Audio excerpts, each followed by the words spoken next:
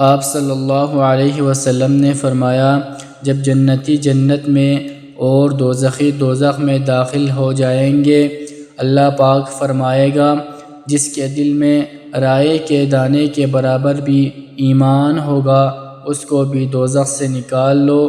تب ایسے لوگ دوزخ سے نکال لیے جائیں گے اور وہ جل کر کوئلے کی طرح سیاہ ہو چکے ہوں گے، پھر زندگی کی نہر میں یا بارش کی پانی میں ڈالے جائیں گے۔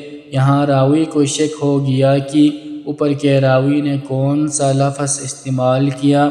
اس وقت وہ دانے کی طرح آگ آئیں گے جس طرح ندی کے کنارے دانے آگ آتے ہیں۔ کیا تم نے نہیں دیکھا کہ دانہ زردی مائل بیج در بیج نکلتا ہے؟ وہیب نے کہا کہ ہم سے عمروں نے حیا کی بجائے حیات اور خردل من ایمان کے بجائے خردل من خیر کا لفظ بیان کیا۔